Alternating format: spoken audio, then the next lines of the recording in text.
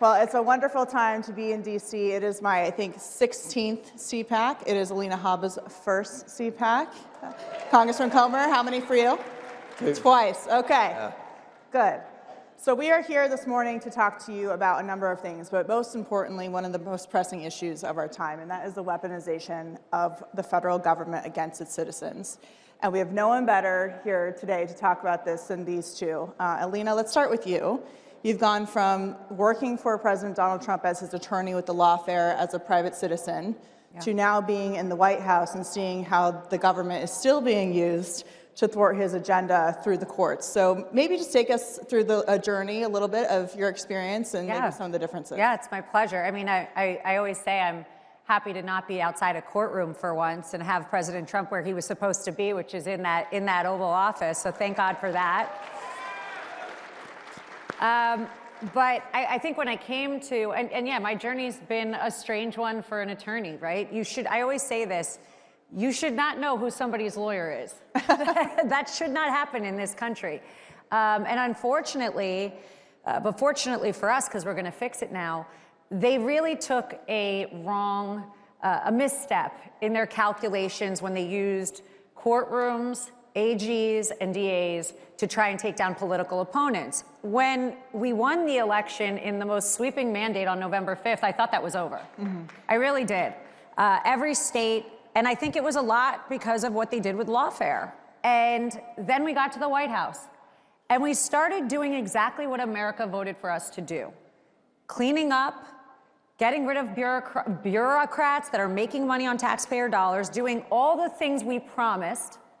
And then again came the Lawfare, and I feel like I'm right at home. So, well, welcome to Washington. We're unfortunately, the desperation is something that I thought would end when the American people spoke so loudly on November 5th, but they have not. They've just become more desperate, and now we've got them singing songs in New York and Chuck Schumer's holding beer cans. And yeah, it's quite the scene. They're a little rudderless right now, that's for sure.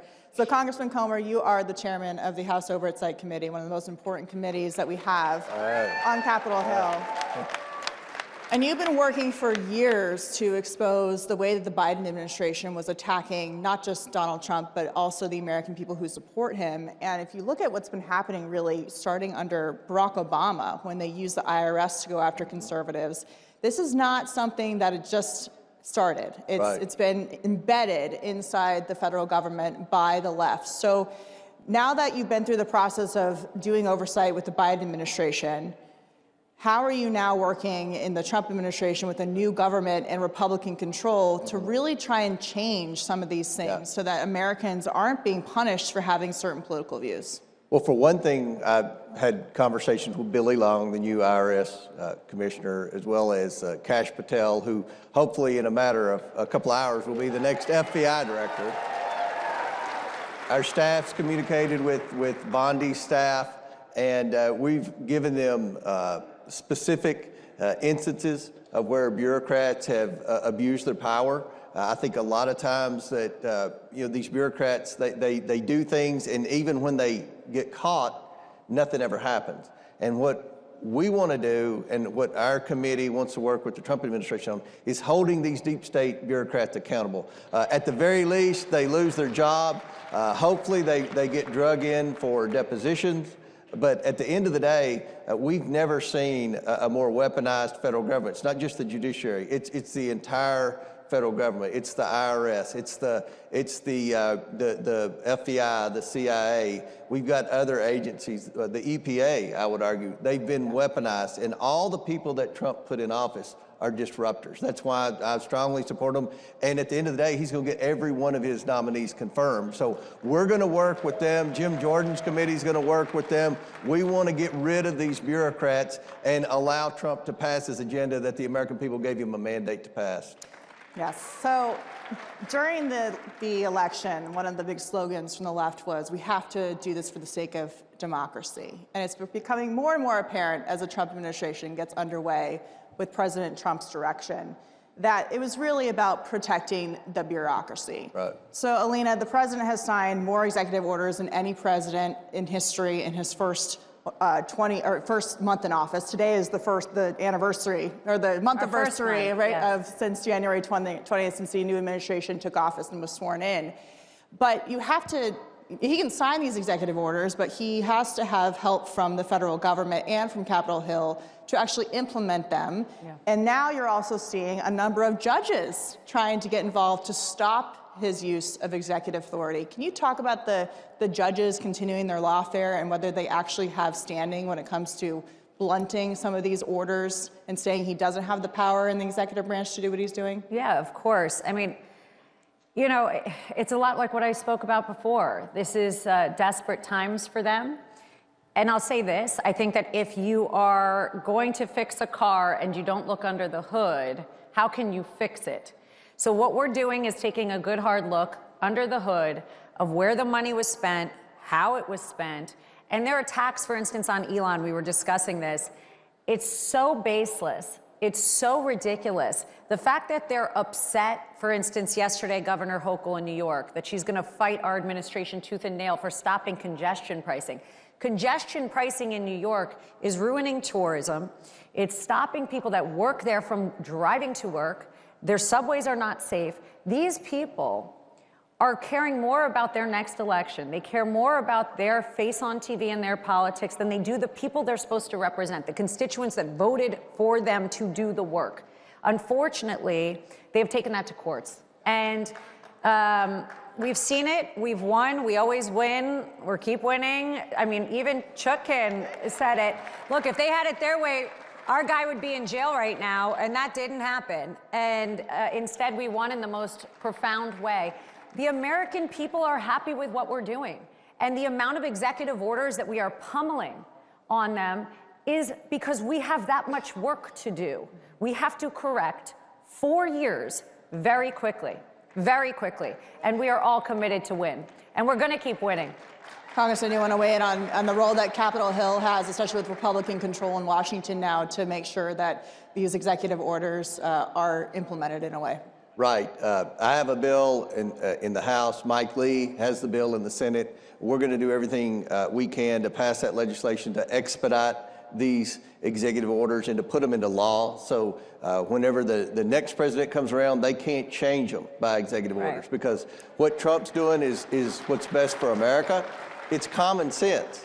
He's restored common sense back to Washington, D.C. He's getting the government and the bureaucrats out of the way of the private sector, and we've got to make sure that becomes the law of the land. And I think the support's there in Congress. There were a few members of Congress on the Republican side in the House and the Senate that stuck their toe in the water to try to defy the president, to try to obstruct the president. Rhinos. Hey, well, I think they're on the team now. I think they got the message from their constituents back home. They listened to their people when they went home, and they're on the Trump train now, and hopefully we can drain the swamp and make America great again. So everybody knows that Elon Musk has been leading his team of Doge and rampaging through a number of federal agencies in Washington, D.C., which we are loving because there's so much waste, fraud, and abuse. But as we continue to see more of what they're uncovering, yes, of course, we see these silly pet projects like Sesame Street in Iraq, for example. But we're also starting to see a massive issue of actual corruption that has occurred. For example, it was reported, I believe this morning by the Free Beacon, that Stacey Abrams, who is, Georgia's darling, ran for governor twice. She was involved in a lot of voter initiatives there, got a $2 billion grant from the Environmental Protection Agency after only managing $100 at a nonprofit that she started. Yeah, it's the NGOs. Right. So, Congressman, talk about what the Oversight Committee is doing with these new cabinet members like Lee Zeldin, for example, at the EPA to really root out this corruption and this infrastructure the left has built in D.C. to really push their political agenda on the entire country. We're going to work with the administration. When they identify something that they believe is fraudulent, we will follow through with investigation, with subpoena power, follow the money. That's what we did in the Biden investigation. We got the bank records. A lot of people say, well, go after the tax records. Let me, as someone that's been involved in banking, tax records don't always tell the true picture. The bank records don't lie. And one of the things that we're working on, we go through a thing called the suspicious activity reports where banks identify fraudulent behavior. Banks usually catch when something suspicious happens. If there's an account that had a $100 balance, which is probably the minimum to open an account, and then all of a sudden they get a multi-million-dollar deposit out of the blue, that raises a red flag. And the banks report that to Treasury. So that's where we're going to be following the money. We're doing this now with Act Blue. And I think we're going to have some very interesting information to come out very soon on Act Blue. But we're having a hearing on March 5th with the sanctuary city mayors. We're bringing in the mayors of New York, who's not a bad guy, the mayors of New York, Boston, Denver, and California. And Philadelphia. And we're bringing them in. And these, other than the New York mayor, they have tried to obstruct what Tom Almond's doing and obstruct the deportation efforts. So we're going to let them explain that to American people. But one question we have is, who's been paying for this? And I believe you're going to see there are a lot of government pots of money that have been funneling through these NGOs, these non-governmental organizations. And that's what we want to identify. Musk is all over that, Doge is all over that, and Congress is going to be all over that. And hopefully we can show the American people how abusive the Democrats and their allies in the deep state bureaucracies have been with their tax dollars. They have funneled this mass implosion of illegal immigrants into our country. They've housed them, they've provided free health care, and at the end of the day, I think you're going to see a lot of tax dollars were laundered into programs like this. Sounds a lot like money laundering Absolutely. to me. So, Alina, when it comes to these NGOs, there's been a lot of lawsuits that are filed by leftist groups to try and get judges involved in stopping the taking away of the funding, or even giving Doge and Elon Musk and his team, who's a special government employee, much like Anita Dunn was under Joe Biden and others in previous administrations, to keep that kind of funding. But it does seem like there is a lot of corruption, not just maybe something that got lost in terms of going to the wrong place. Yeah, no. I mean, it's very clear. You don't have to be a rocket scientist. When you have a line item of trillions of dollars that does not get traced to anyone or anything but entities that are run by family members of bureaucrats, that's a problem. You don't have to be a lawyer to know that ain't good. Yeah. And the end of the day, look, even yesterday, they tried to file these restraining orders. There was a bunch of individuals that said, oh, we're being hurt by this, and it was denied. And that was actually by a very liberal judge in D.C. Who sat on a lot of the January 6th issues for President Trump and other people. Look, at the end of, this is what I can say. We have been, I think there's 70 lawsuits that have been filed. And I was speaking to Elon, and I said, you should put in Times Square a ticker. It'll say on the top how much money you're saving, and then on the bottom, we're going to put one about how many lawsuits get filed. One will go up, one will go down very quickly. But they do that when we're winning and when we're hitting them where it hurts. So desperate times call for desperate measures. You see all these AGs and DAs trying to come in. You see individuals, but they're not winning. And the only people that are winning right now are American people. Right. The taxpayer. We are winning. And it happens to be tax season, so everybody's filing their taxes, going, if I don't pay the correct amount or miss a couple cents, they'll threaten to throw me in prison. And now's a great time. Don't worry, we're firing a bunch of the IRS today, so don't worry. Yes, indeed. That's great. But that was the stuff that they did, and America didn't like it. Yeah. You're funneling people to audit and hurt the American people. Why don't we audit the people that are hurting us? Exactly. It's not supposed to go the other way. We're not supposed to hurt each other. Yeah. And that's really the mission, and President Trump said just yesterday, I was with him and he was speaking at an economic forum, and he said, look, we hope to take 20% of what Doge has recovered, that is billions and billions of dollars, and put that money back to the American people who were hurt by the last administration, who can't buy eggs because they went off and killed all the chickens. But, it's just ridiculous. Yeah. And we have to get back to common sense. So, Congressman, how can Republicans on Capitol Hill, with their slim majority, work to codify these Doge cuts into law? Because you keep hearing people saying, well, Congress has to decide because they hold the purse strings. So now you guys have lots of examples inside a lot of these agencies about where these things that have been approved through Congress are going. How do you make sure it's not just, we see it, it's a problem, but we're going to keep going? The first step is to pass my bill and Mike Lee's bill that expedites this and will allow Congress to codify all the executive orders. Secondly, we've got to follow this up with a budget, with President Trump's budget proposal. We've got to cut spending. We've got to ensure that the tax cuts are renewed. This budget reconciliation bill is huge, and the reason this needs to be a very large bill is because this is the only vehicle that you can pass through the Senate that only takes 51 votes.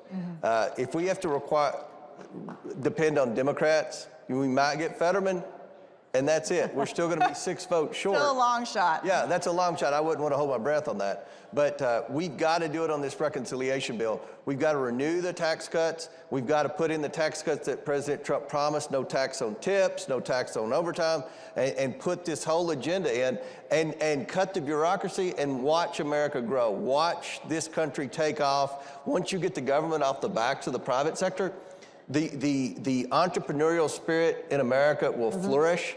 Americans will prosper, and I think Americans will start to regain a little confidence in their government again, all because of President Trump's mandate and because of the work that everyone in this room did to get President Trump elected. And deregulation, of course, is a big one. The president has promised for every new regulation, they will eliminate 10 of them. We only have a few minutes left. Alina, you're new to Washington, D.C., new to the world of politics. Yeah. Final thoughts about the next 4 years here and your new gig? First of all, it's so exciting. I never thought I would live in the swamp that I hit on TV every day, but here we are. And I knew he was going to win. I wasn't sure if I was going to come, but I'm glad I did. I mean, it is such a blessing to be in the West Wing with the greatest president that I've ever seen in my lifetime. In the past, I mean, it is the greatest joy. And having been there with him through the fight to get here, I think is why we fight so hard. I go to work every day. It is a blessing. I fight for the American people every day now. And I had been started fighting for President Trump, but now it's for all of you. And it's an honor. I mean, I've gotten to do things like child trafficking issues, and I'm speaking to the Middle East. And you have a platform to help not just America be strong, but help the world be peaceful and great. And it's really America's strength that runs that. And I'm excited. It's been a real blessing, and God's given me a real chance to do some change with President Trump. I'm excited. Congressman Comer, what's next? I know that you guys have a lot. You mentioned the Sanctuary City hearing on March 5th. People can tune in for that. But final thoughts from you about where we're going here as Republicans control the government. Well, we've got to stick together. I'm seeing more coordination between the House and the Senate than I've seen in the 8 years that I've been in Congress. This is because we have a strong president. We have a strong president that's put in disruptors. The members of Congress that don't like that love the status quo, they went back home during Christmas break. They went back home after the first weekend when Trump started making his proposals and putting his people in place, and they heard from their constituents. And the American people support President Trump's agenda. And I think Congress understands that. I think even the members that we sometimes get frustrated with in the House and the Senate, I think everybody's on board. The president's popular, and the people have delivered a message. So hopefully we're going to be able to pass his agenda. And I think that the savings that DOGE is finding, it's just ironic that the Democrats are exposing their true colors. They are obsessed with Elon Musk. They have lost their mind over Elon Musk. And that is the hill they've chosen to die on, to protect the bureaucracy when the Republicans, being led by President Trump, want to end the bureaucracy. So I think we're going to get a lot done, and it's all because of President Trump. Yeah, they're destroying their infrastructure, and they're very afraid about what their political future looks like. Thank you both so much for sharing your insights today. We will be watching all of it. CPAC, have a wonderful weekend, and thank you for coming.